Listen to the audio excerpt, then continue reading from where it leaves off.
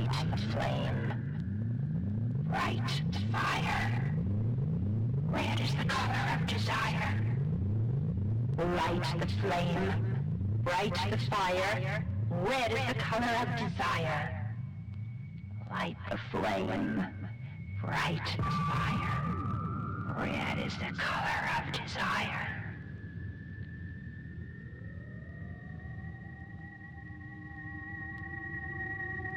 Well, I think a great deal of the witchcraft that the public is involved with and that they see is really just a form of perversion, sexual perversion on the part of the participants. I don't think it has anything to do with witchcraft.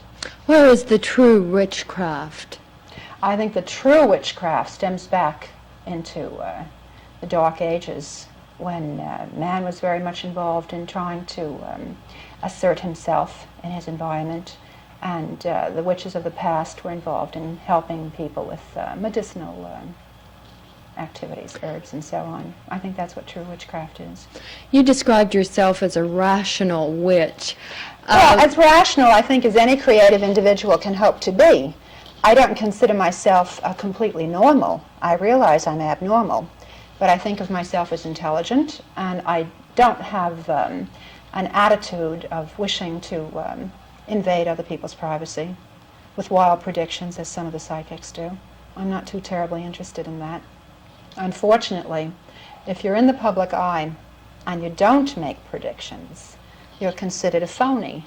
You can be psychic as hell all of the time, but if you don't make a prediction about an earthquake or who's going to be the next president, you're not running out front.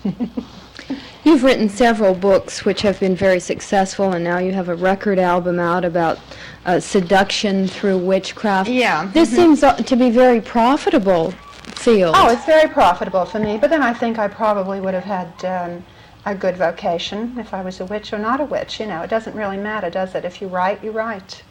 Being a witch is a personal thing for me. It's the way I live my own private life. It's the way I attack my problems, my situations, my involvements.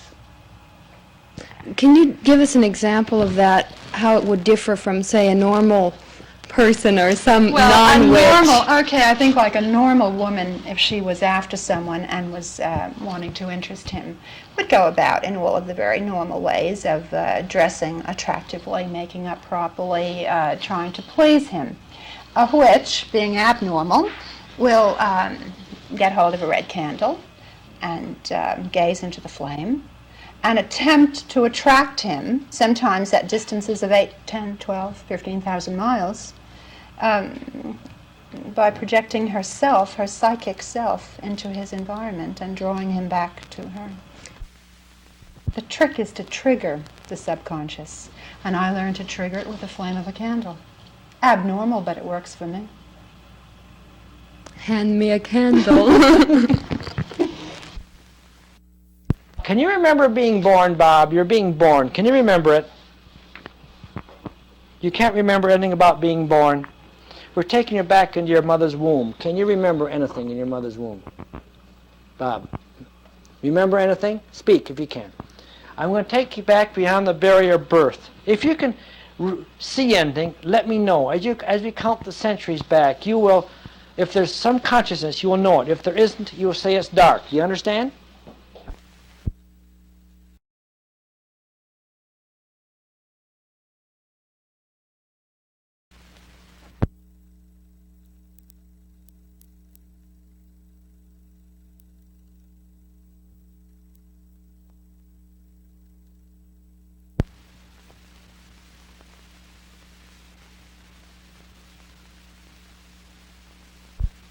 One, 2, 3, 4, 5, 6. I'm talking your subconscious mind. 7, 8, 9, 10. Freeze! Now, who can open their hands and who can't? If you can't, don't be alarmed. If they're frozen, don't be alarmed. Hi, who's frozen? Okay. Okay, open them. Open them. Okay, you're right. Okay. Now, we have shown one thing, what can be done with a psychosomatic suggestion.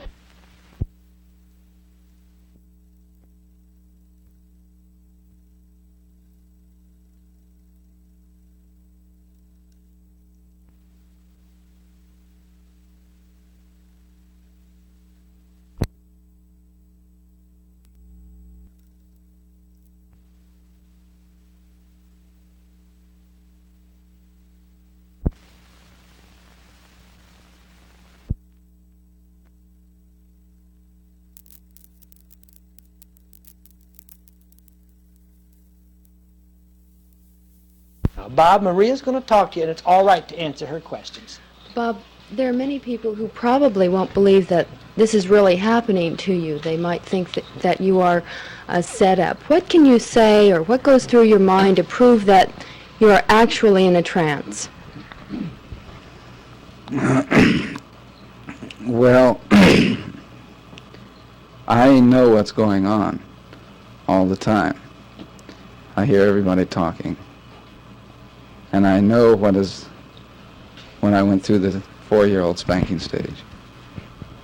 And I think about it, but I cannot seem to stop myself from doing it. Do you really believe this? I'm not sure I do, no.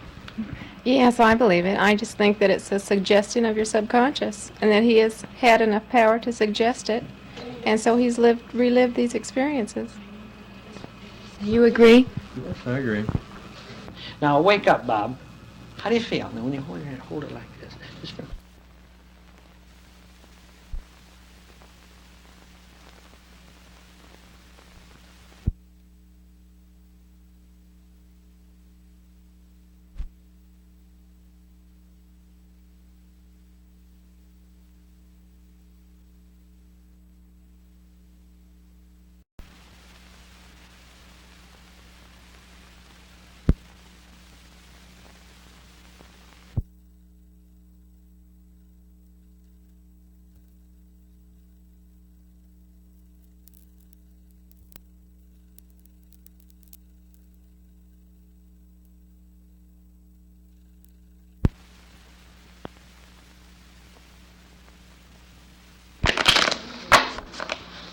Okay, I'm going to lay these out in a very simple pattern.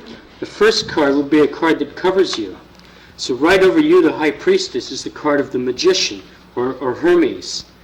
And beneath you is the Queen of Pentacles, and above you is the Page of Cups. Now, in a tradition of divination, the magician would explain to you what powers or energies are available to you. So really, as a practical means of psychotherapy, is the way that the gypsy fortune teller, once a year, he'd come into town and straighten out everybody's head for them, you see. That's why they dug him. They're very complex patterns, they're very simple patterns. This is a simple one. You'd put one card on the past, and that card, like, would be a 4 of Pentacles. It would be anchored down in materiality, the Pentacles being the suit that's concerned with Earth.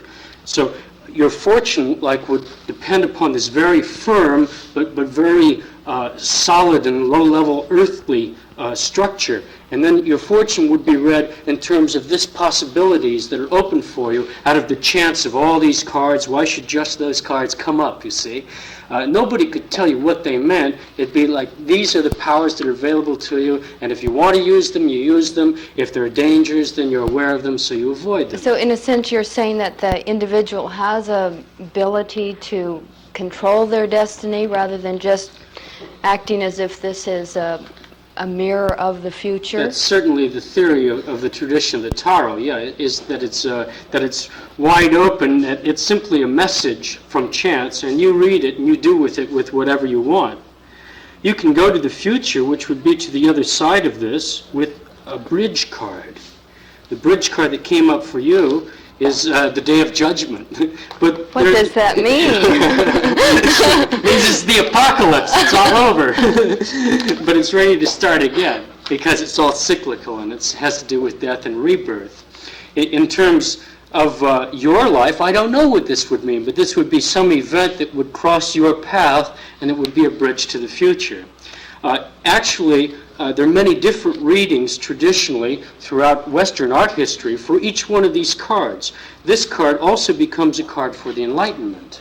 So it may be that you're on your path to being enlightened. Let's hope so. That enlightenment would lead to this future. And that's a card, the 8 of Wands or the 8 of Clubs would be the bridge suit.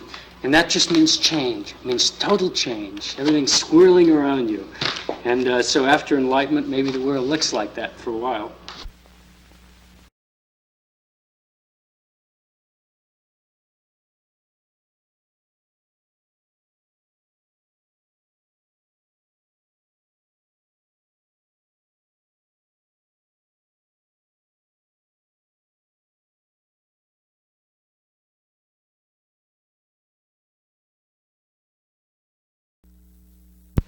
This is called a test for clairvoyance, actually, because you're not getting the information from anything but your intuition about which card belongs where. And as soon as you've done that, we'll turn them over and see exactly how well you've done. Am I supposed to be thinking No, about this? actually, you're not supposed to be thinking, because we think ESP is an unconscious process. Well, you got the first one right. You got 2, okay? Now we'll take it here and see how you've done there. And you only got 1 there, but you're still doing pretty well. What's the difference between this, say, and women's intuition? I don't know. Women's intuition may be a form of ESP, and on the other hand, it may not. So far, you've gotten 5 correct. If you got any, there, you're slightly above chance. There are people who have been known to do this and get all 25 correct. And we think when that happens, then they can do it with some degree of regularity, that this is a very good demonstration of ESP.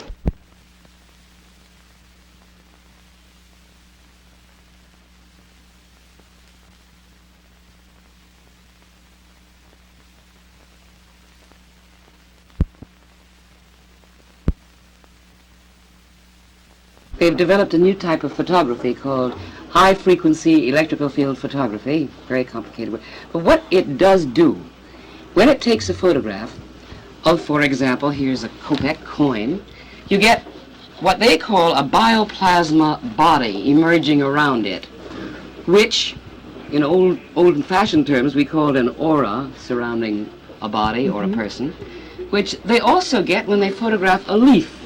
And I'm told that when the pictures are taken in color, they're very beautiful color emissions coming out and changing according to the state of the health of the organism.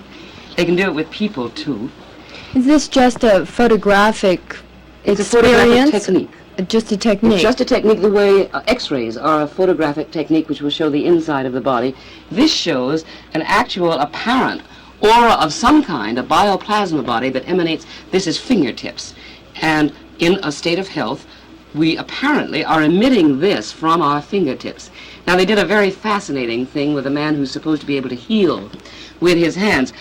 They took a very magnified picture of, actually it goes this way, of his thumb under an electron microscope. And this is his thumb in a state of rest, and you see these projections of what look like fire, almost like the sun's corona, coming off from his thumb tip when he's not working as a healer. Then when he does start to work as a healer, we get this fantastic discharge of this bioplasma body. And their suggestion, their belief is that perhaps when a person claims to be healing with his hands, the laying on of hands that was talked about in the Bible, that maybe there is some sort of influence that can be photographed with this process.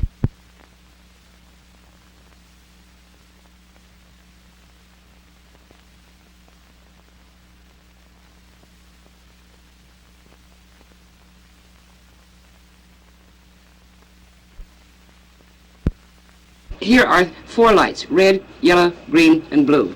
And depending on which button you press, if you think the blue one's going to light up, you press that button and it was wrong. Try it again for the green. I was wrong. Go ahead. Nope. Keep on going. Now you got a hit there. Now you got another hit. Another hit. Keep on going. You're doing very well. 4 hits in a row. That's very unusual.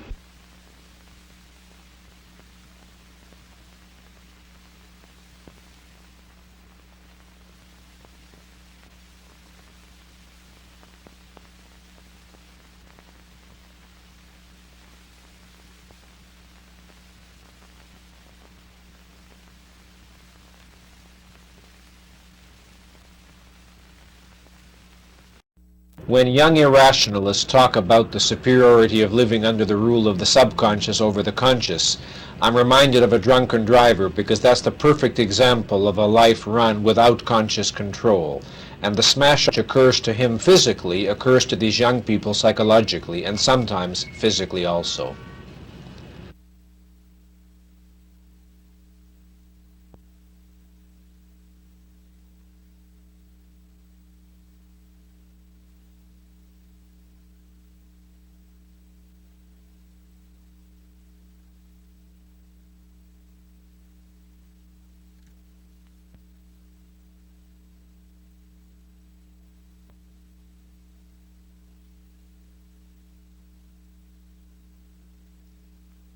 Mysticism, the supernatural, the occult are born out of fear. They are born out of psychological terror. Now, people have a great deal to be terrified of in the world today, it is true. But if ever they needed their rational faculties, it's now. Unfortunately, too often when people are frightened, their rational faculties are the first things they drop. And they reach for astrology, religion, some other kind of occultism, Satanism perhaps, imagining that they will thereby give themselves some kind of security, some kind of reassurance that the world isn't as they're perceiving it to be, or that they are on the side of some kind of higher powers that will give them some kind of protection. What can be done to turn the current trends toward a more rational direction? To begin with, I don't think it's going to last. I think we have made too much intellectual progress. I think it's a fad. I think it's so flagrantly a bankrupt dead end that I think people will get bored and tired of it in the not too distant future, and it will collapse again into oblivion because it is so irrelevant to life and to our needs today.